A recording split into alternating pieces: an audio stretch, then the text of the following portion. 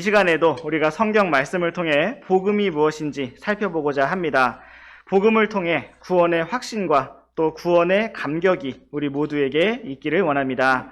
이 시간 함께 보실 하나님의 말씀은 누가복음 15장 말씀입니다. 누가복음 15장 19절과 20절 말씀, 우리 두 구절 모두 다 함께 읽도록 하겠습니다. 시작! 더 이상 아버지의 아들이라 불릴 자격이 없나이다. 나를 아버지의 품꾼들 중 하나로 삼아 주소서 하리라 하고 일어나 자기 아버지에게 가니라. 그러나 그가 아직 멀리 떨어져 있을 때에 그의 아버지가 그를 보고는 불쌍히 여겨 달려가 그의 목을 껴안고 그에게 입을 맞추매. 네, 오늘 함께 나눌 말씀의 제목은 이미 용서했다입니다. 이미 용서했다. 우리 잠시 기도하고 시작하도록 하겠습니다. 놀라운 사랑과 은혜로 우리를 용서하시고 구원하신 참 좋으신 우리 아버지 하나님의 이름을 찬양합니다. 우리를 위해 이 땅에 오셔서 십자가에 피 흘려 죽으시고 또 부활하셔서 우리가 받아야 할 형벌과 심판을 대신 받으시고 우리의 죗값을 완전히 지불하시며 우리에게 완전한 구원을 오직 은혜로 선물로 주신 우리 주 예수 그리스도의 이름을 찬양합니다. 이제 복음 전도 집회의 마지막 시간까지 이렇게 함께 올 수 있도록 이끌어 주셔서 감사합니다.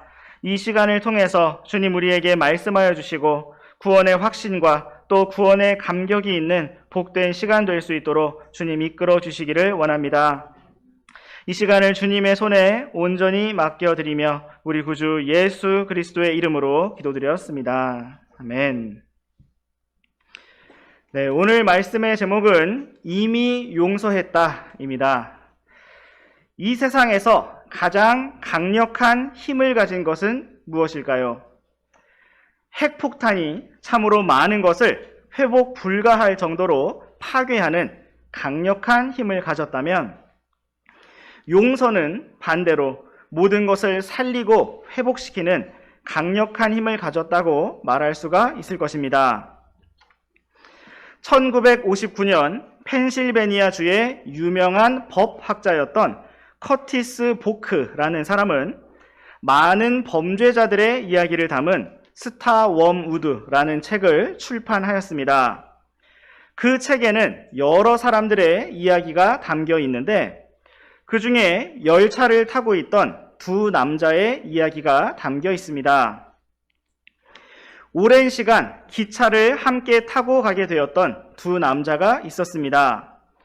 그 중에 계속해서 아무 말 없이 듣고만 있던 한 남자가 마침내 입을 열어 자기 이야기를 털어놓기 시작했습니다.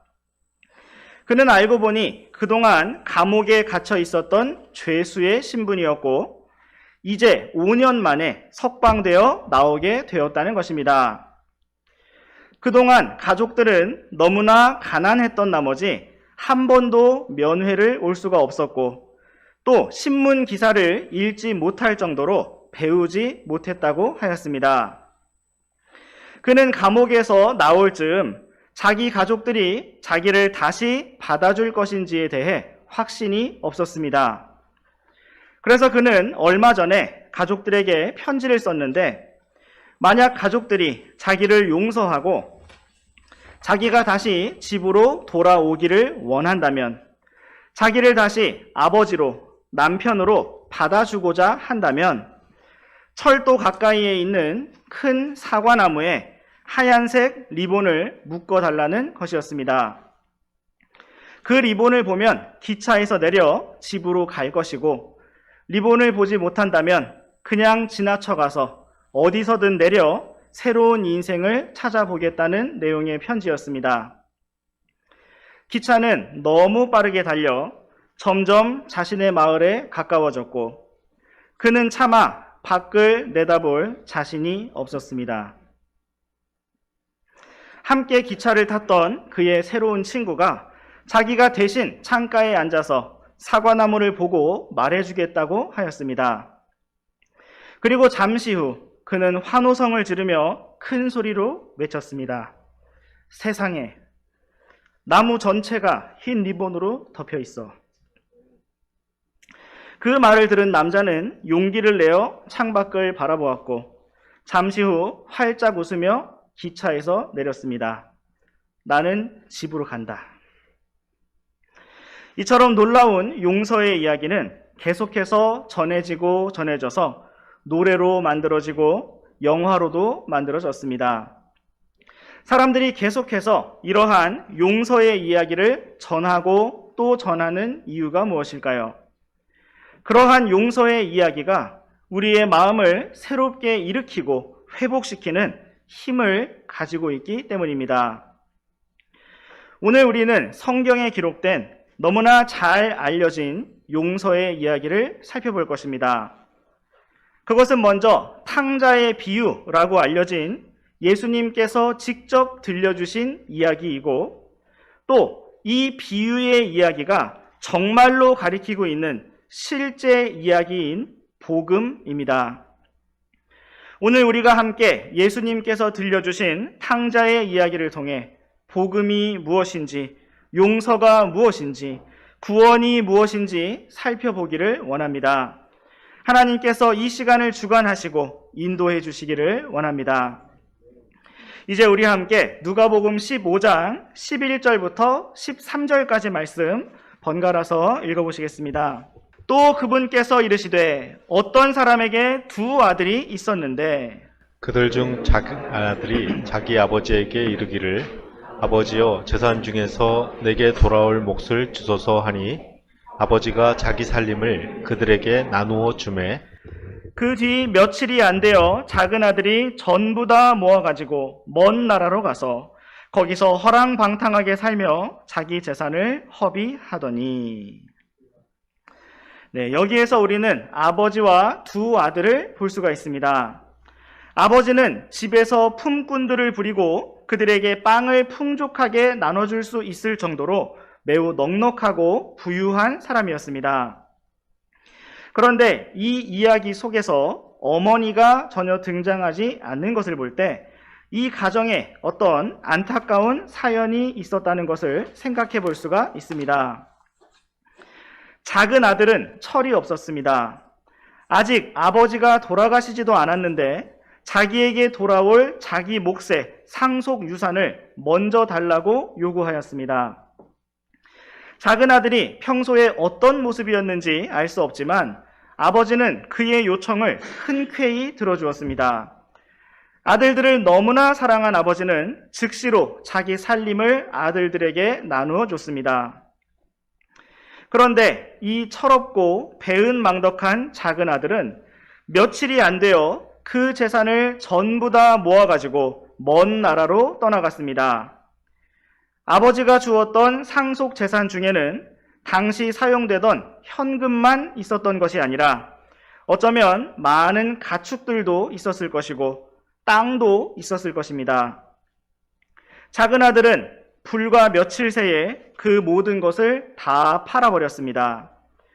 신중하게 좋은 가격을 받고 거래를 잘 한 것이 아니라 그저 빨리 떠나고 싶은 마음에 대충 팔아 넘겼을 것입니다.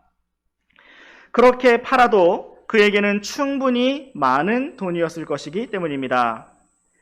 그리고 며칠 동안 모든 재산을 다 현금으로 바꾼 작은 아들은 뒤도 돌아보지 않고 먼 나라로 멀리 떠나버렸습니다.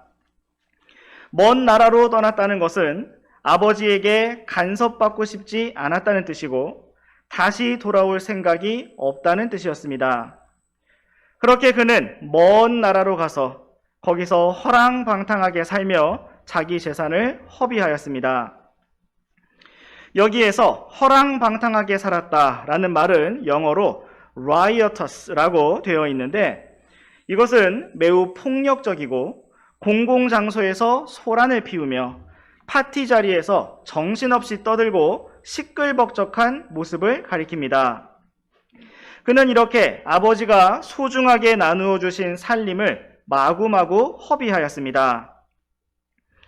이러한 철없는 작은 아들의 모습은 하나님을 떠나 인생의 소중한 시간들을 허랑방탕하게 허비하며 살아가는 오늘날 사람들의 모습을 정확하게 보여주고 있습니다.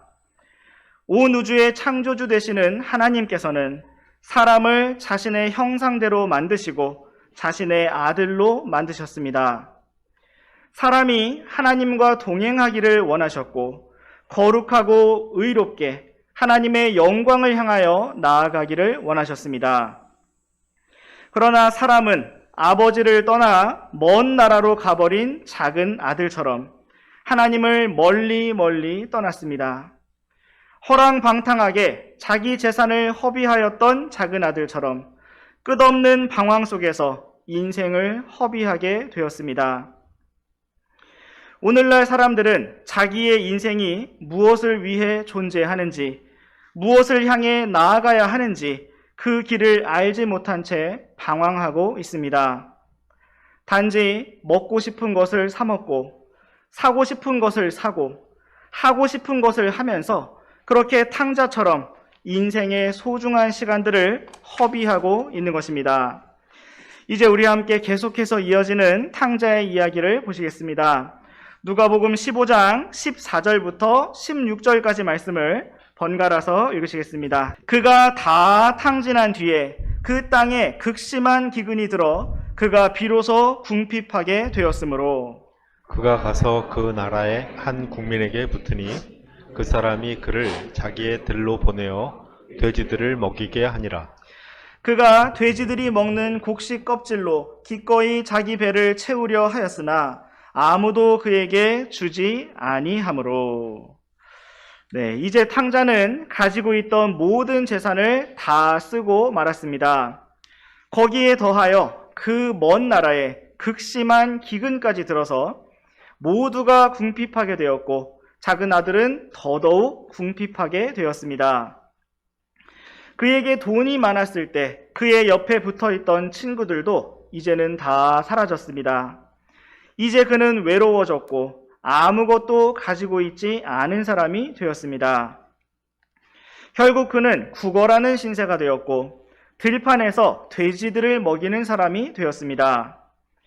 원래 유대인들에게 돼지는 부정한 짐승으로 절대로 먹지 않을 뿐만 아니라 아예 쳐다보지도 않는 짐승이었습니다. 그런데 작은 아들은 그러한 부정한 돼지들과 함께 들판에 거하는 사람이 되었고 돼지들을 위해서 일하는 사람이 되었습니다. 너무 배가 고팠던 나머지 그는 심지어 돼지들이 먹는 쓰레기와 같은 곡식 껍질로 배를 채워보려고 하였지만 그것마저도 그에게 주는 사람이 아무도 없었습니다. 이러한 비참하고 가련한 탕자의 모습은 하나님이 없는 인생의 비참함을 보여주고 있습니다. 하나님을 멀리 떠나 죄 가운데 방황하는 죄인의 삶이 바로 이와 같습니다. 세상의 성공과 번영으로, 세상의 쾌락과 즐거움으로 만족해 보려고 하고 행복해 보려고 하고 즐거워 보려고 하지만 결국 마음에 남는 것은 끝없는 외로움과 공허함과 후회뿐인 것입니다. 아직 재산이 있고 힘이 있고 젊음이 있을 때에는 주변의 사람들이 북적거리는 것 같고 행복한 인생길을 걷는 것 같지만 어느 순간 인생의 기근이 들고 궁핍하게 될 때에는 진정으로 나를 사랑해주는 사람, 진실로 나를 위해주는 사람이 아무도 없는 것을 발견하게 되는 것입니다. 이제 우리와 함께 계속해서 누가복음 15장 17절부터 19절까지 말씀을 번갈아서 읽으시겠습니다. 그가 정신을 차리고 이르되 내 아버지께는 빵이 풍족하여 나누어 줄 수 있는 품꾼들이 얼마나 많은가. 그런데 나는 굶어 죽는구나. 내가 일어나 내 아버지께 가서 그분께 이르기를 아버지여 내가 하늘을 대적하여 죄를 짓고 아버지 앞에 죄를 지었사오니 더 이상 아버지의 아들이라 불릴 자격이 없나이다. 나를 아버지의 품꾼들 중에 하나로 삼아 주소서 하리라 하고. 비참하게 굶어 죽어가던 탕자는 마침내 정신을 차렸습니다. 아버지께는 빵이 풍족하다는 사실을 기억하였습니다. 그리고 그는 다시 아버지께로 돌아가기로 결심하였습니다. 아버지께 가서 어떻게 해서든 빌어서 품꾼들 중 하나라도 되어서 굶어 죽지는 말아야겠다 생각했습니다. 그는 자기가 하늘을 대적하여 죄를 짓고 아버지 앞에 죄를 지었다는 사실을 깨달았습니다. 자기가 더 이상 아버지의 아들이라 불릴 자격도 없다는 사실을 깨달았습니다. 다만 은혜를 베풀어 주셔서 자기를 품꾼들 중에 하나로 삼아 주시기만을 간절히 구하는 마음을 가지게 되었습니다. 이처럼 탕자와 같은 사람이 하나님 아버지께로 돌아오기 위해서 가장 먼저 깨달아야 하는 것이 있다면 그것은 바로 내가 죄를 지었구나 하는 사실입니다. 여러분, 잠시 이 세상에서 어떤 종류의 소식들이 들려오는가를 생각해 보십시오. 누가 누구를 어떻게 죽였는지, 가족들이, 연인들이, 이웃들이 서로에게 어떠한 폭력을 휘두르고 어떻게 상처를 주었는지 참으로 슬프고 안타까운 소식들로 가득합니다. 질병과 환경 오염이 가득하고 혐오와 분쟁으로 가득하며 걱정과 염려로 가득합니다. 오늘날 우리는 모르는 사람에게서 오는 전화, 모르는 사람에게서 오는 문자 메시지를 경계하고 조심해야 하는 참으로 삭막한 세상을 살아가고 있습니다. 아버지의 집을 떠난 먼 나라에 기근이 들었던 것처럼 바로 지금 이 세상이 그렇게 메말라가고 궁핍해져 가고 있습니다. 이 세상에 작은 아들 탕자와 같은 사람들이 가득하고 죄와 불법이 가득하다는 것을 우리는 이미 알고 있습니다. 그런데 이러한 탕자의 이야기는 남의 이야기, 다른 사람의 이야기가 아닙니다. 바로 우리들 한 명 한 명의 이야기이고 나의 이야기인 것입니다.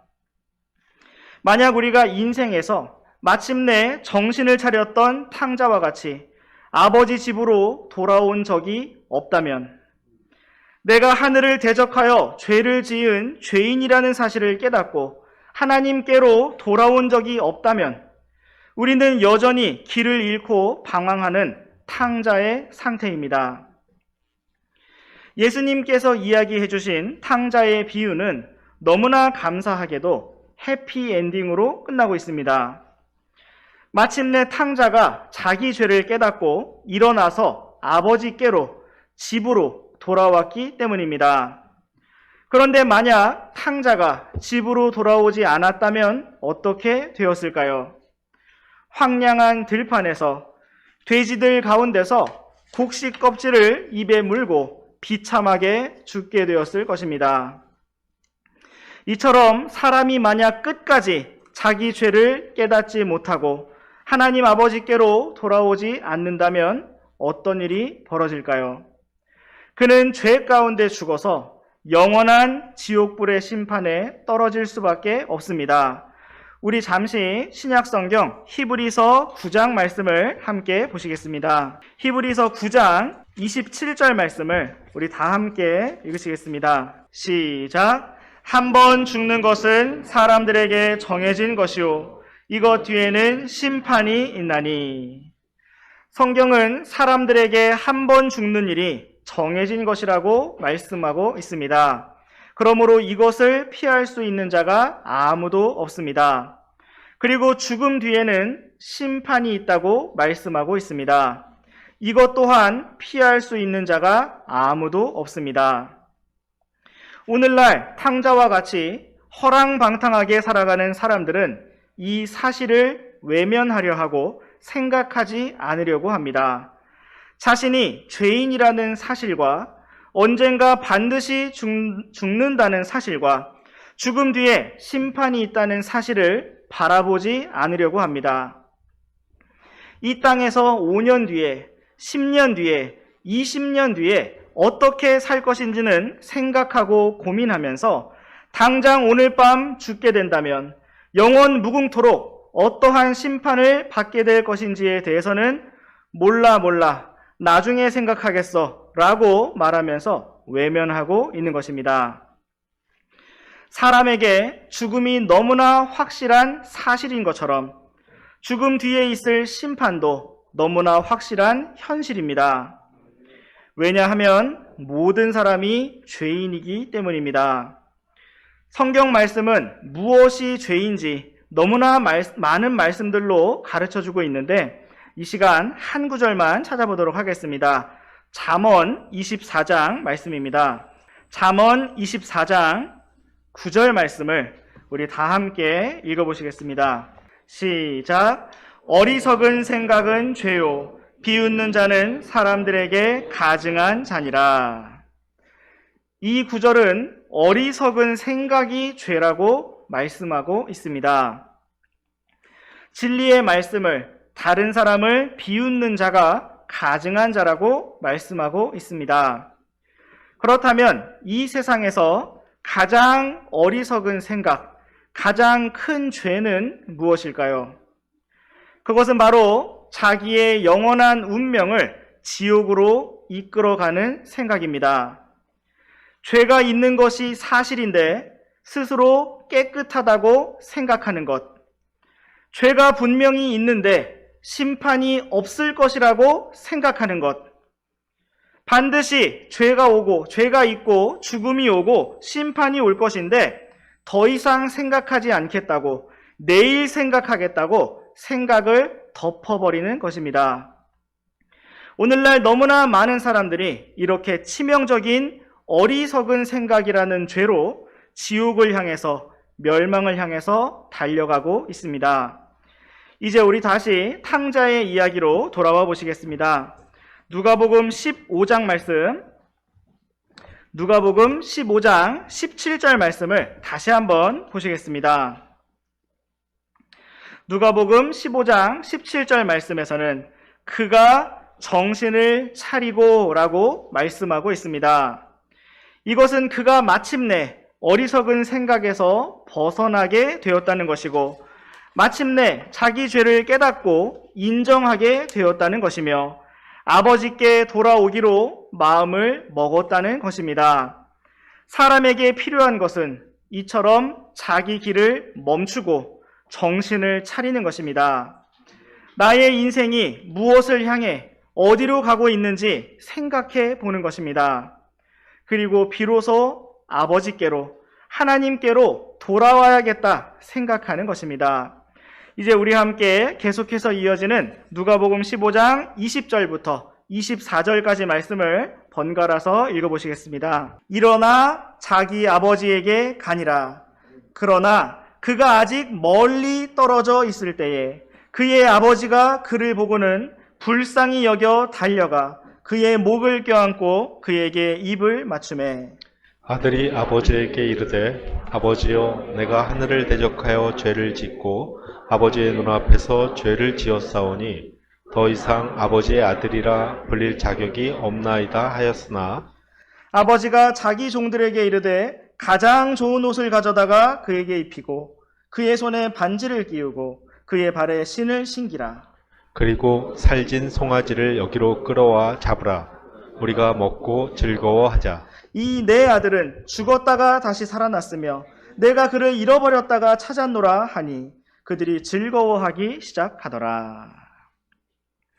20절 말씀처럼 정신을 차린 탕자는 드디어 일어나 아버지에게로 갔습니다. 그러나 어떤 일이 벌어졌습니까? 그가 아직 멀리 떨어져 있을 때에 그의 아버지가 그를 먼저 보았습니다. 땅바닥을 바라보며 비틀비틀 터벅터벅 걸어오는 이 못난 아들을 아버지가 이미 보고 있었고 기다리고 있었습니다. 계속해서 20절 말씀에서는 아버지가 그를 불쌍히 여겼다고 하였습니다. 그를 괘씸하게 여기거나 못마땅하게 여긴 것이 아니었고 그를 불쌍히 여겼다는 것입니다. 또한 아버지는 달려나가기 시작했습니다. 그가 힘없이 터벅터벅 걸어오는 것을 의자에 앉아서 팔짱을 끼고 기다린 것이 아니라 마음만큼은 세계 최고의 육상 선수가 된 것처럼 전속력으로 달려가기 시작했습니다. 그리고 아버지는 마침내 그를 붙잡았고 그의 목을 껴안으며 입을 맞추었습니다.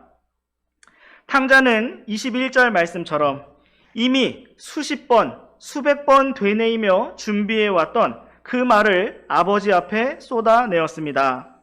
아버지여, 내가 하늘을 대적하여 죄를 짓고 아버지의 눈앞에서 죄를 지었사오니 더 이상 아버지의 아들이라 불릴 자격이 없나이다. 그리고 아직 아들이 준비한 말이 더 있었습니다. 그는 마지막으로 우리가 19절 말씀에 보았던 것처럼 나를 아버지의 품꾼들 중 하나로 삼아주소서라고 계속해서 말하려고 하였을 것입니다. 그러나 아버지는 아들이 무엇이라고 말하든 아무 상관이 없었습니다. 아버지는 22절 말씀에 기록된 것처럼 큰 소리로 기쁨의 외침으로 종들을 불렀습니다. 가장 좋은 옷을 가져오고 반지를 가져오고 신발을 가져오라고 하였습니다. 또 23절 말씀처럼 살찐 송아지를 잡아서 함께 먹고 즐거워하자고 하였습니다. 그 이유는 24절 말씀과 같이 탕자가 돌아온 것이 마치 죽었던 아들이 살아난 것과 같았기 때문이고 잃어버렸던 아들을 마침내 찾았기 때문이었습니다.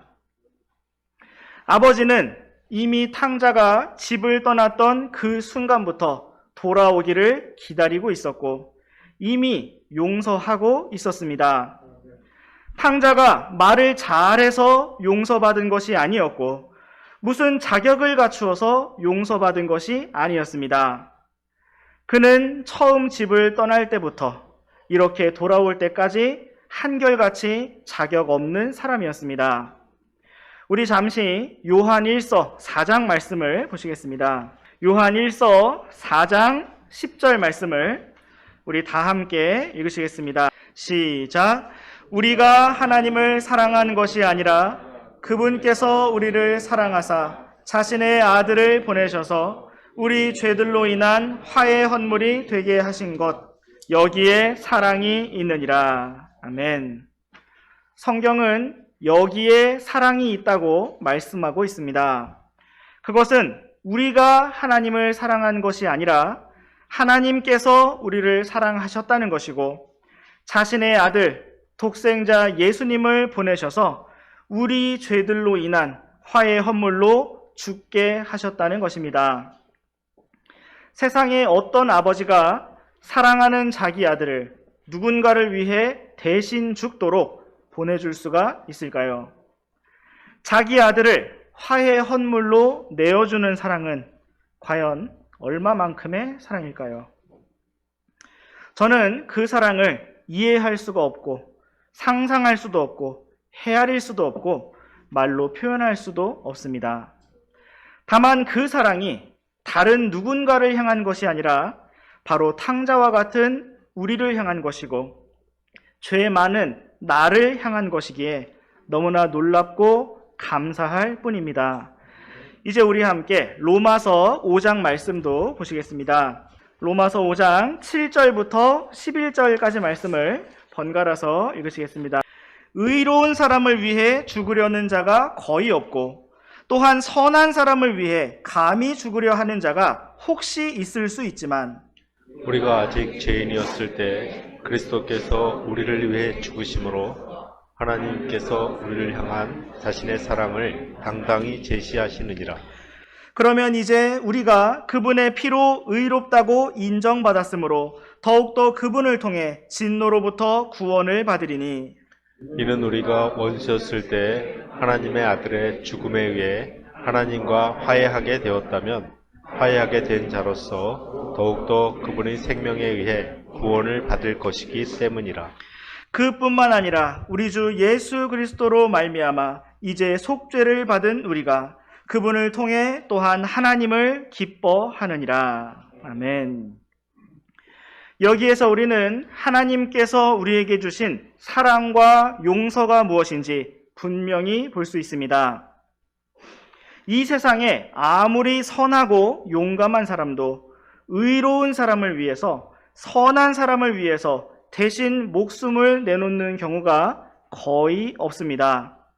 그러한 일이 혹시 있을 수도 있지만 우리 주 예수 그리스도께서는 우리가 의로운 사람이 아니고 선한 사람이 아닐 때, 우리가 아직 죄인이었을 때에, 우리가 하나님과 원수 되었을 때, 바로 그때 우리를 먼저 사랑하셨고 우리를 위해 십자가에 달려 죽으셨으며 우리를 용서해 놓으셨습니다. 그러므로 9절 말씀에서는 이제 우리가 그분의 피로 의롭다고 인정을 받았다고 선언하고 있습니다. 더욱더 우리가 예수님을 통해 다가올 진노로부터, 지옥의 심판으로부터 구원을 받을 것이라고 선언하고 있습니다. 11절 말씀에서는 그뿐만 아니라 주 예수 그리스도로 말미암아 이제 속죄를 받은 우리가 그분을 통해 또한 하나님을 기뻐한다고 선언하고 있습니다. 굶주림과 목마름과 절망과 두려움으로 가득한 우리가 기뻐할 수 있는 것은 우리의 죄 문제가 해결되었기 때문입니다. 우리가 무엇인가 자격을 갖추었기 때문에, 훌륭한 일들을 잘 해내었기 때문에 용서를 받고 의롭게 된 것이 아닙니다. 우리가 무엇을 한 것이 아니라 주 예수 그리스도께서 모든 것을 다 하셨습니다. 그분이 우리를 위해 화해 헌물이 되셨고 십자가에서 죽으셨으며 피를 흘리심으로써 우리의 죄값을 완전하게 지불해 주셨습니다. 우리를 위한 속죄와 용서와 구원이 이미 준비되었고 이미 선언되었습니다. 이처럼 놀라운 사랑으로 우리를 먼저 사랑하시고 용서하신 하나님 아버지를 찬양합니다. 그렇다면 이제 남은 것은 무엇일까요? 탕자가 정신을 차리고 일어나서 아버지 집으로 돌아왔던 것처럼 죄인이 하나님께로 돌아오는 것입니다. 탕자는 상속 재산을 복구해서 어떤 자격을 갖춰서 돌아온 것이 아니었습니다. 절망한 모습 그대로, 굶주린 모습 그대로, 그 모습 그대로 아버지 앞에 돌아왔습니다. 이처럼 우리에게 필요한 것은 단지 돌이켜서 돌아오는 것입니다. 지금 이 시간에도 하나님 아버지께서는 모든 사람들이 주님 앞에 돌아오기를 기다리고 계십니다. 오늘 우리는 이미 용서했다라는 제목으로 하나님의 말씀을, 복음의 말씀을 살펴보았습니다. 성경에 나타난 구원과 용서는 사람에게 어떠한 자격이 있어서 주시는 것이 아닙니다. 탕자는 여전히 아무런 자격이 없었지만 그가 돌아왔다는 그 사실만으로 다시 아들이 되었습니다. 이처럼 하나님께서는 우리에게 어떠한 자격이 있어서가 아니라 단지 그분께 돌아왔다는 사실만으로 우리를 받아주시고 구원해 주십니다.